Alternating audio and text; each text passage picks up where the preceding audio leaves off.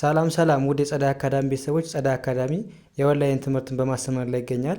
የምናስተምራቸው ትምህርቶች አማርኛ፣ እንግሊዘኛ፣ ሂሳብ እንዲሁም ሌሎችን ትምህርት እያስተማር እንገኛለን።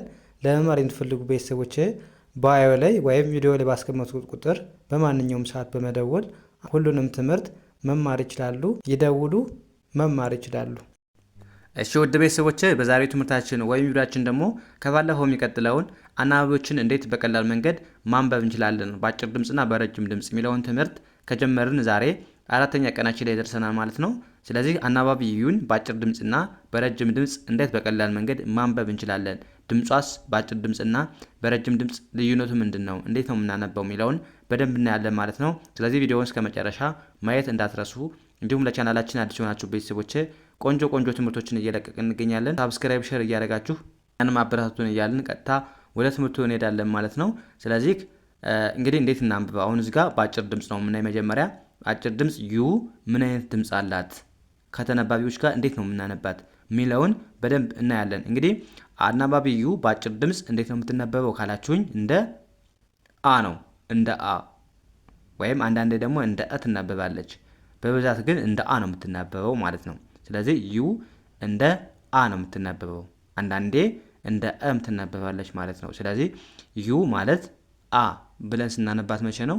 በአጭር ድምጽ ነው ማለት ነው። አጭር ድምጽ አንድ አናባቢ ሲኖረው ብቻ ያ እናያለን። አሁን እዚህ ጋር አሁን የምታዩቸው ቃላቶች አንድ አናባቢ ሲኖራቸው ወይም ዩ ብቻ ሲሆን ሌላ አናባቢ ሳይኖር እንዴት እናነባለን ሚለውን በደንብ እናያለን ማለት ነው። ስለዚህ እናንብብ። አሁን ለምሳሌ እዚህ ጋር ኤፍ አለ፣ ዩ ኤን አለ። ስንት አናባቢ አለ? አንድ ብቻ ነው ያለው። ማነው አናባቢው? ዩ ነው። ስለዚህ እዚህ ጋር ድምጹ የዩ ድምጽ ምን አይነት ድምጽ ነው የሚሆነው?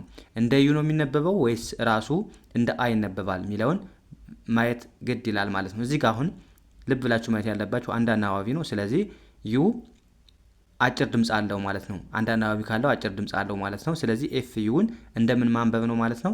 እንደ ፋ ማንበብ ነው። እሺ እንደ ፋ፣ ምክንያቱም አሚል ድምጽ ነው ያለው አንድ አናባቢ ከሆነ ዩ ማለት ነው። ስለዚህ ኤፍ ዩን ፋ ብላችሁ ማንበብ በቀላሉ፣ ኤንን እንደ ን ማንበብ ማለት ነው። ፋን ብለን እናነባለን። ፋን ማለት ምን ማለት ነው? መዝናናት ማለት ነው። መዝናናት ወይም አስደሳች እንደማለት። ያ እዚህ ጋርስ አሁንም ስንት አናባቢ አለ? አናባቢ፣ ተነባቢ፣ አናባቢ፣ ተነባቢ፣ ኮንሶናንት፣ ቫውል፣ ኮንሶናንት ማለት ነው። ስለዚህ እዚህ ጋር አሁን ማነች ማለት ነው? ኤም ዩ። አሁንም ኤም ዩን እንደምናንብበው እንደ ማ ነው የምናነበው ማለት ነው። ምክንያቱም አሚል ድምጽ ነው ያለው አንድ አናባቢ ከሆነ ኤ ዩ ማለት ነው። ስለዚህ ኤም ዩን ማ ብለን ማንበብ፣ ዲን ድ ብለን ማንበብ። ማድ ማለት ነው ጭቃ ማለት ነው። ጭቃ እዚህ ጋር እንዴት ማንበብ እንዳለባችሁ ደግሞ ጽፌላችኋለሁ ማለት ነው በቀላሉ። ያ እዚህ ጋርስ ኤልዩን አሁን በተመሳይ እንደ ሉ ሳይሆን የምናነበው እንደ ላ፣ አሚል ድምጽ አለው። ኤልዩን ላ ብለን አነበብን። ሲናኬን በአንድ ላይ ኬ ብለን ማንበብ። ሁሌም ሲናኬን እንደ ክ እንደምታነቡ ነግሬያችኋለሁ ማለት ነው። ስለዚህ ኤልዩን ላ፣ ሲናኬን ክ ብለን ማንበብ። ላክ ማለት ምንድነው? እድል ማለት ነው። እድል። ያ እዚህ ጋርስ አሁንም በተመሳሳይ ዲዩን እንደምናማንበብ ነው እንደ ዳ ማንበብ። ሲናኬን ኬ ብለን ማንበብ። ዳክ ማለት ምንድነው?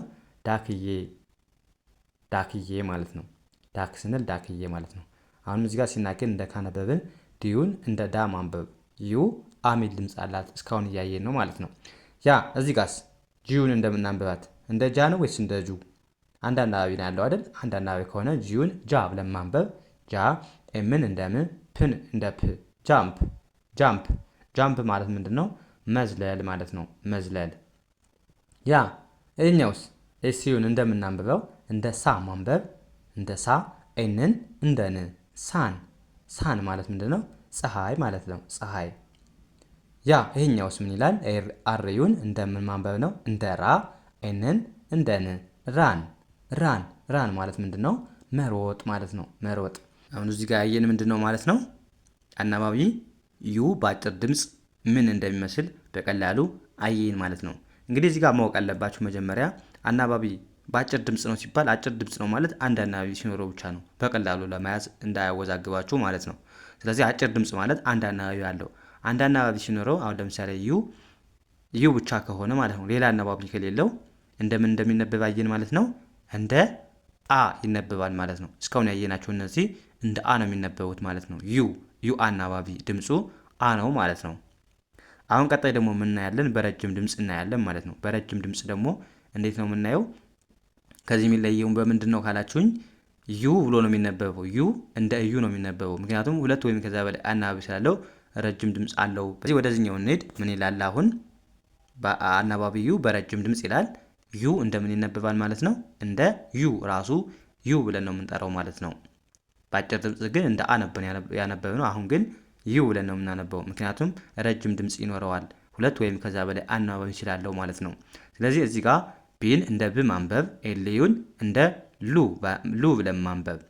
ሉ ስንለው ዩ የሚል ድምፅ ያለበት ውስጥ ማለት ነው። ስለዚህ ድምፁም ረዥም ነው ማለት ነው። ብሉ ስንል ብሉ ማለት ሰማያዊ ማለት ነው። ብሉ ስንል ሰማያዊ እያለን ነው ማለት ነው።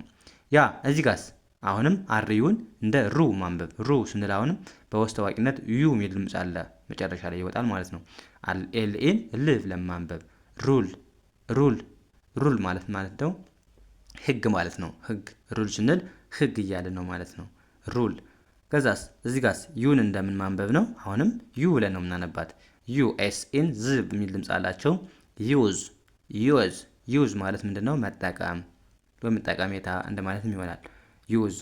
እዚህ ጋርስ ኤፍዩንስ እንደምን ማንበብ? አሁንም ዩ የሚል ድምፅ አለ።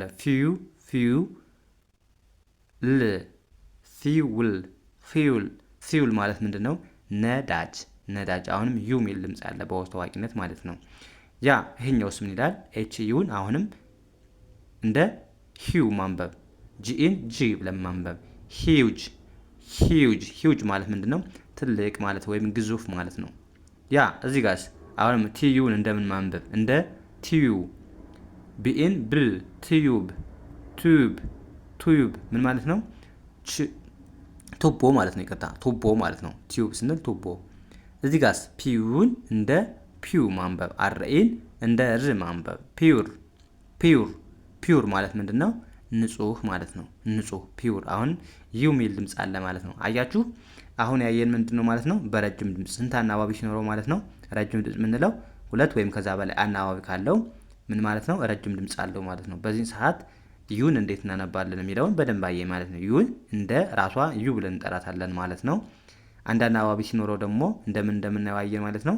እንደ አ እንደምናነባው አየን ማለት ነው።